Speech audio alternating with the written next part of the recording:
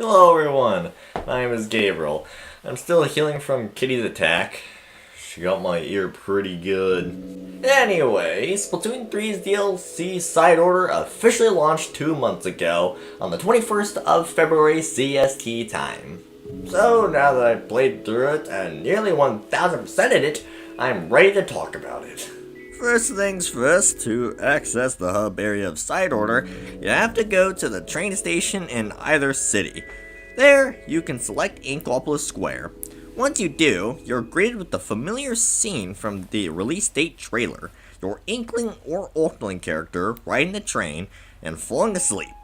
Then, a glitchy effect takes over the screen, and after a bit, we're suddenly in a bleached Inkopolis Square with the big tower from the trailers up ahead. Bro calls out to you and you wake up as none other than Agent 8. After you customize Agent 8 to your liking, which I made her look like the official artwork, you see Pearl as a robot.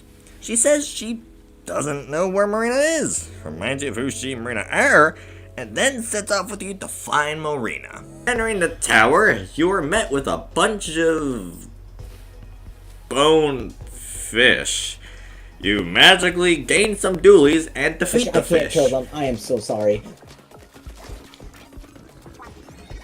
Oh, I love the glittery ink. Big boy. I love Yeah, the it's glittery pink. ink. Whoa! He's a big boy! Baby fish. He's The a baby big fish, I boy! couldn't kill them. The baby fish. Afterwards, you go towards the elevator, and eventually it opens. Inside is a sanitized Orkling. Pearl asks if she was with those fish we splattered her, and tells Agent 8 to sick 'em.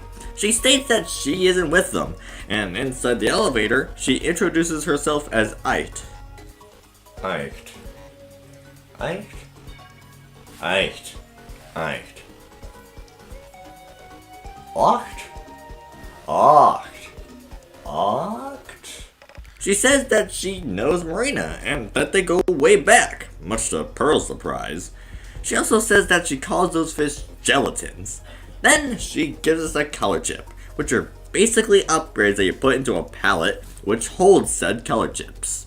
There are many types of color chips, each with their own upgrades that fall under a specific category. The categories being power, support, range, mobility, lucky, and drone. Power is basically damage. The chips in the power category improve the damage of your attacks. Support chips increase your ink efficiency and can help you with your aim. Range chips increase your range, ink more turf, and even pierce enemies. Mobility chips increase the player's run and swim speed and can refill your special gauge on the go.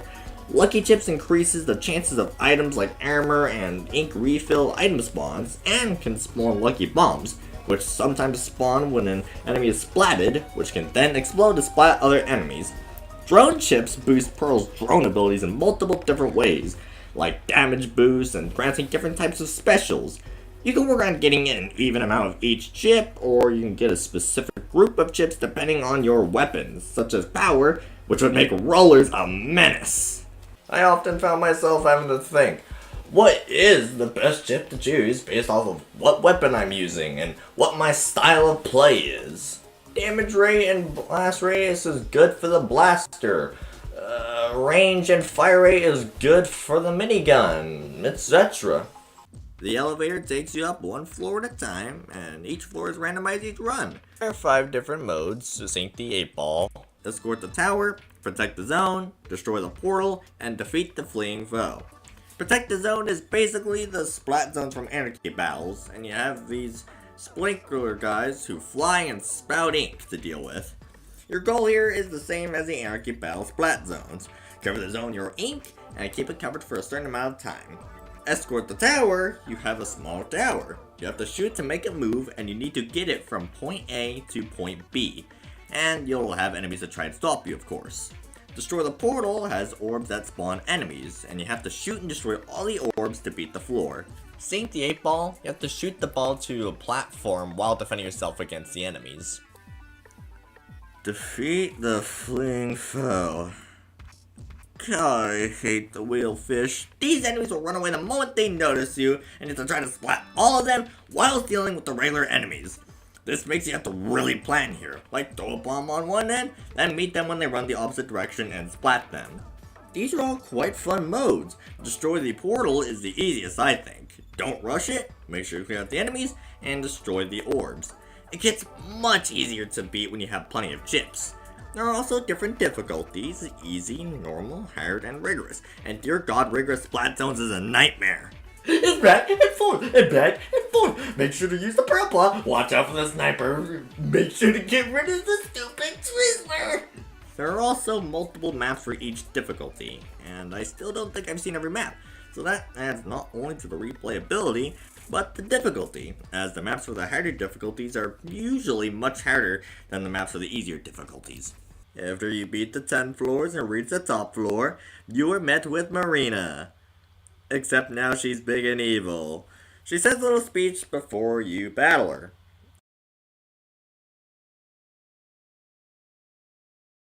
After the speech, the battle begins. You have to destroy these orbs, which can spawn enemies, to break her shield and attack her. After enough attacks, you beat her, and she becomes good again.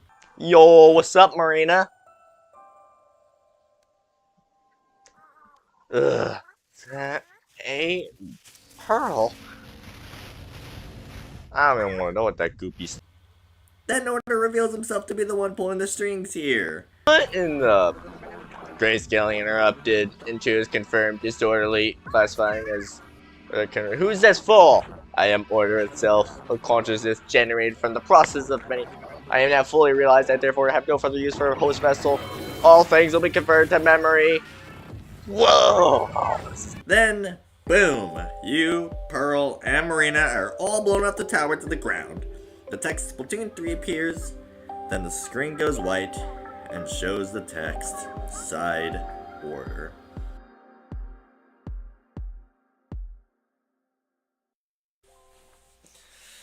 There we go. Had my head injury a bit. Anywho, so they fell out of the Tower of Order. What do you think happened? Either A, they died from the fall, or B, they miraculously survived. If you chose A, you chose the most realistic yet most incorrect answer. Once Agent 8 wakes up, Marina takes the time to explain everything. Apparently, we're inside the Memverse, a virtual reality Marina made. The cloud creature, Order, took control of Marina and caused the whole Memverse to go haywire. Once in control, Order sucked who knows how many people into the Memverse and started a process called Grayscaling, which I'll let Marina explain. Stays in the real world, right? Yeah, about that. Order is using what it calls grayscaling to neutralize the will of everyone that's trapped here. So if someone goes through grayscaling here in the Memverse, it has an effect on the real person. That about summed it up. Yeah, anyone who goes through grayscaling will slowly start to lose their will in actual reality too. And Order's just getting started. It plans to keep pulling people into the Memverse. If we don't stop it, people all over the world will lose their wills. Life as we know it will be over. Marina laments about how this is really all her sad. fault. Nope, Which Pearl nah. completely rejects, and everyone, Agent 8, Pearl, And that creep Order and hijacked your Marina, work. all band together to defeat Order. We're all gonna kick that loser out together. Haha, Pearl, you say the coolest things. Before entering the tower, Marina explains to Agent 8 that Order somehow jacked the threat level up as high as it will go. For example, the tower is now much taller, now standing at 30 floors. Thank God there's an elevator. Whenever we fail, we go all the way back to the beginning. However, she did create the Memverse, so she can hack the system, override any changes, and make it easy for us. As long as we have this DLC's currency, Priz. Hacking done. But you should have some Priz already, I think. Oh, you do. There you go! Those Priz were generated when you came out of the Spire. Every time you leave, your colored chips and Membucks will automatically be converted into Priz. She also gives you her palette, each palette corresponding to a specific person and having different weapons, then points to a set of lockers, saying that her scans have revealed there are other palettes in those lockers. She hands you 3 keys that she found herself, which you can use to unlock some of the lockers. Inside, you'll find every one of Marina's dev diary, a banner, and Yeah, I got one more key. Agent Fo-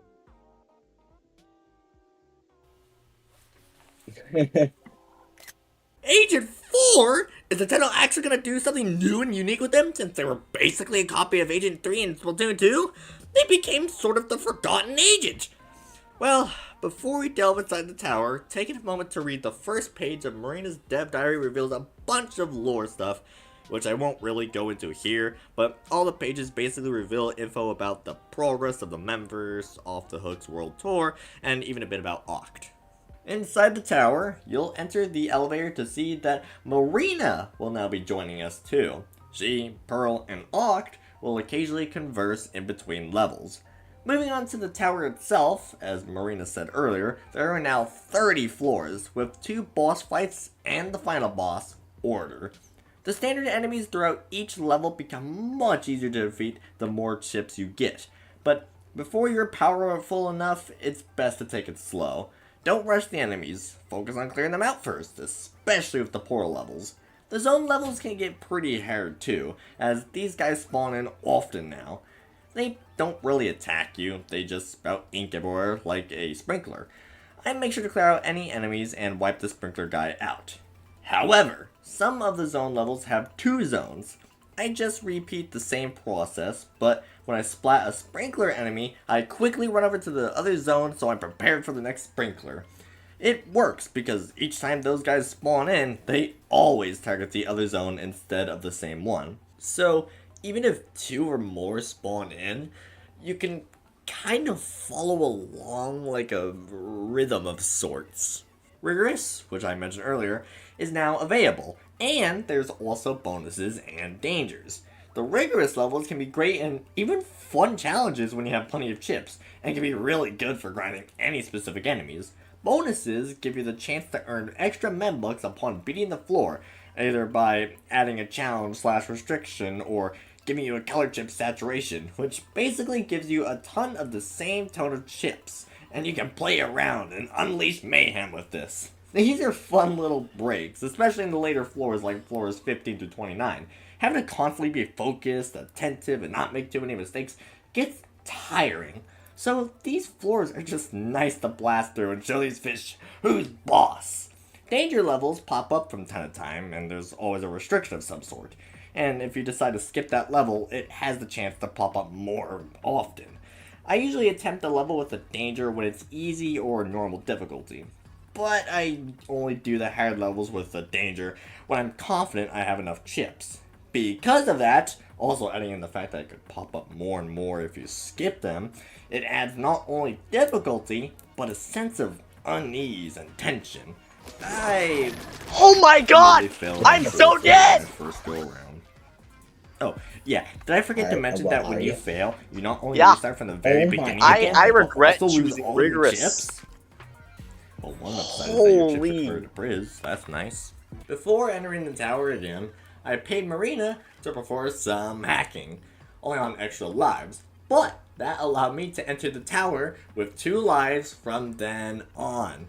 Fast forward to floor 5, Marina explains that if you fail after passing floor 5, you get bonuses, such as starting the next run with 500 membucks and a guaranteed vending machine floor at floor 5. Vending machines offer you the choice to purchase items such as different sidearms, different specials, chips, and priz for when you return back to outside. It's randomized on each vending machine floor, and each holds a certain amount of chips you can purchase. My usual rule here is once you get that hack that allows you to revive yourself when you lose all of your lives for a certain amount of membucks, buy whatever you feel is necessary, but leave yourself the amount of membucks needed to revive yourself. This can make choosing what to buy difficult, and it's hard to just leave without purchasing anything, because that means you gain nothing from that floor, whereas you could have just chosen one of the other 2 floors, and at least been guaranteed a chip upon beating said floor. This run, at floor 10, I encountered my first boss, a synchronous rondo, which I'll be referring to as Rondo. Rondo has layers that rotate around itself, with protruding rectangular weak points on each layer. You must destroy each layer to defeat Rondo. Occasionally, Rondo will go crazy, do a random attack such as lasers or rockets and spawn in some gelatin enemies. But after this, Rondo will need a temporary cooldown, giving you an opening to attack. Also, make sure to avoid the floodlight, as that will alert Rondo of your presence, and do the same thing I just said earlier. Rondo to me is the easiest boss. Maybe too easy. Avoid Rondo's attacks, splat the gelatins, and destroy the layers. Sure, you have the floodlight that gradually spins around faster to deal more damage, but if you have a weapon with enough range, you can attack the layers above the bottom one, and the floodlight won't change speed at all, which makes beating Rondo much easier and faster, especially for speedrunners. Once I defeated Rondo, I received a key for the lockers. Each boss will actually grant you a key. The other bosses are pinging Gribriel and Parallel Cannon. First, pinging Gribriel, which I'll be referring to as Mercy. Mercy is pretty much a ball with little openings as weak points. Occasionally, it'll suddenly stop and charge at you, leaving bombs in its path. When it hits the bumpers at the sides and the corners of the arena, it'll trigger a wave breaker-like attack and spawn in some gelatins. This one is simple, but time-consuming. You have to constantly chase Mercy, and you often have to stop to deal with the other gelatins before chasing Mercy again. The other boss, Parallel Cannon, features these gelatin-like blob things that take the form of Inklings, whose hairstyle can actually be influenced by the hairstyle you chose for your Inkling character in Splatoon 2. If you imported your save data from Splatoon 2 into Splatoon 3, that is. These Inklings arrive in 3 different waves from 1 to 3 then to 5 at a time, and act like the Inkling enemies from the previous games. Those levels from the previous games were hard for me, and this wasn't any different. So I played it very safe during each of these fights, trying to get each one alone, and in an open area so I have room to run and escape if needed.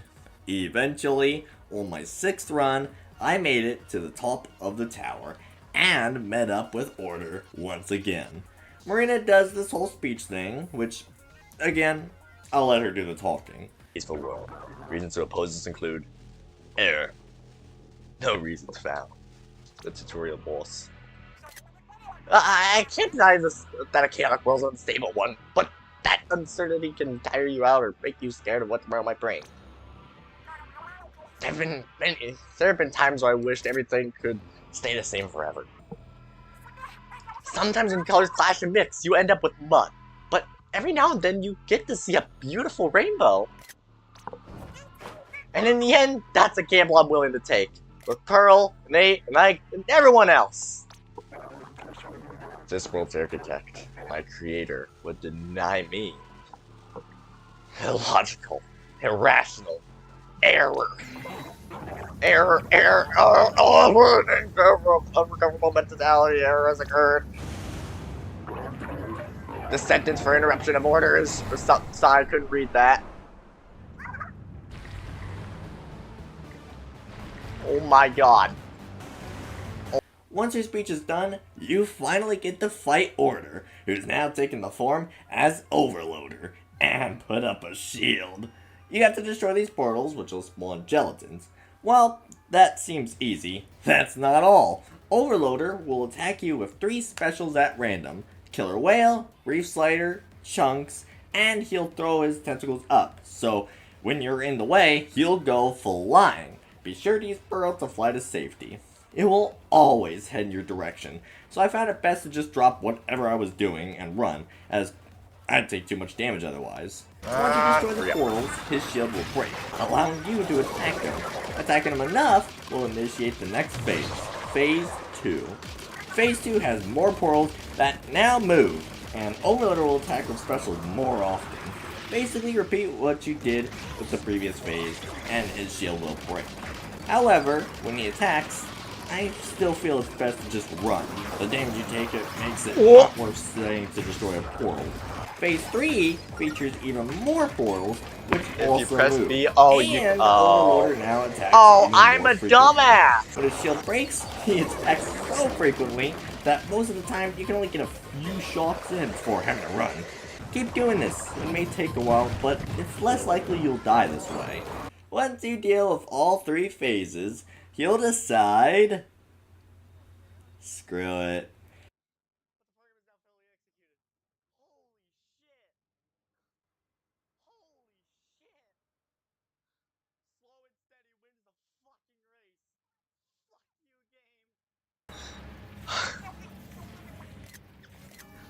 I don't want to play World. Did I get the bad ending or something? Oh, my heart is beating. Oh, oh, it's not the end. Oh, okay, of course. Lovely. Couldn't be the end.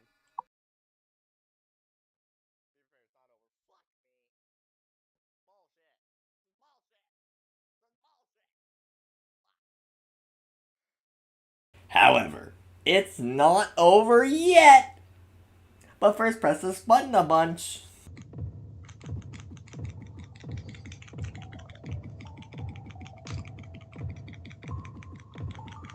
Stop celebrating. I just stopped. Stream delay, okay? My God, how many times do I have to press? My God, how many times do I have to press this? Yeah, Zach.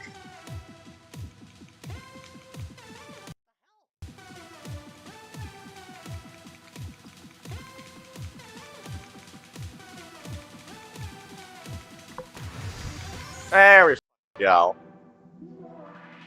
I'm sorry to any kids listening. I cuss like a sailor. There it is, eh? I'm feeling your vibe.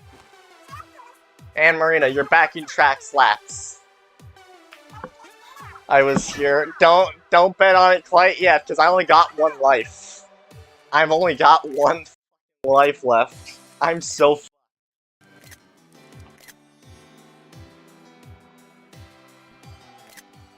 I've only got one life. This is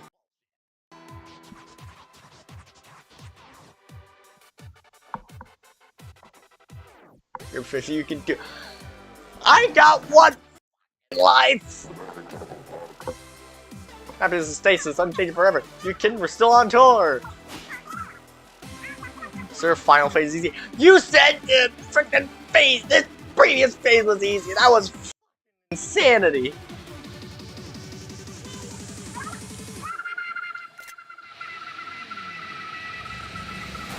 Oh.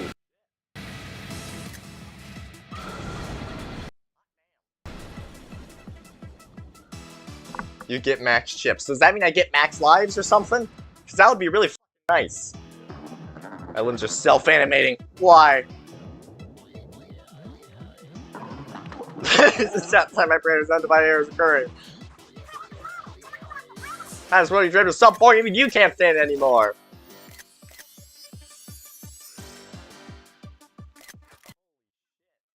But we got the ink to fix that. Don't get cut. Stay off the hook. That was kind of dramatic. You know, max buffs like max attack. But I still got one life, so I might be big. Hey, the pallet's empty. Did I do this? Look! I think I see another chip trapped inside those portals. Encore time. Now destroying each portal grants you a whole ton of each tone of chips, making you stupidly powerful. Now you can kick Overload's butt without a sweat. Yeah! We were here! Yes, you were! Hey! Holy fuck! Press special, I did. Holy fucking hell. Warning, unidentified errors occurring, warning! Unidentified errors occurring!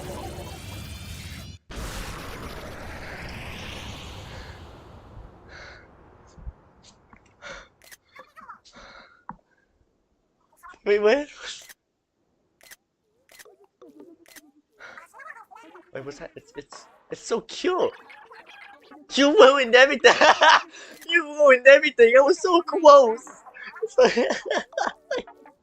You ruined everything! If it weren't for you wearing kids! Holy fuck! Aw, Pillow! Alright, time for us to bounce.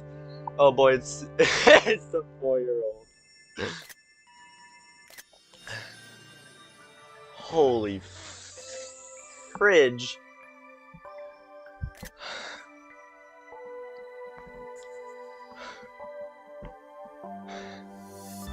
Three hours! It took 3 hours!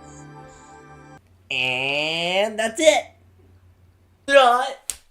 There is one more thing I want to talk about. Side order. I've talked about it a lot, but I want to conclude my review here. Last I left off, I talked about mostly everything and the final boss. After the boss, however, you have the other palettes to deal with. That is, if you really want to 100% the DLC.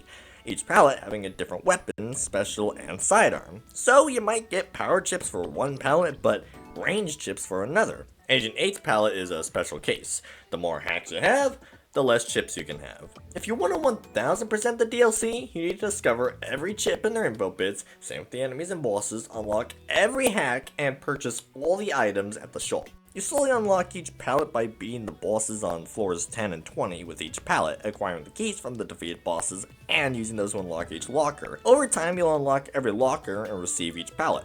You'll also receive each entry of Marina's dev diary, learning more and more about the history of the members, why she created, and near the end, you'll find letters from Oct, which I'm pretty sure predate her sanitization. I was honestly more excited about Agent 4's palette more than anything, including the dev diaries. I always thought Agent 4 should have a comeback, or at least have some closure, like now she resides in her home in Inkopolis doing this, or something. But the most you get is some little items with her symbol and title, and a bit from Marina's dev diary stating that Marina was thinking about asking that person Cuttlefish introduced her to be the members of security, which is proven to be Agent 4 in the information tidbit you get for completing Agent 4's palette.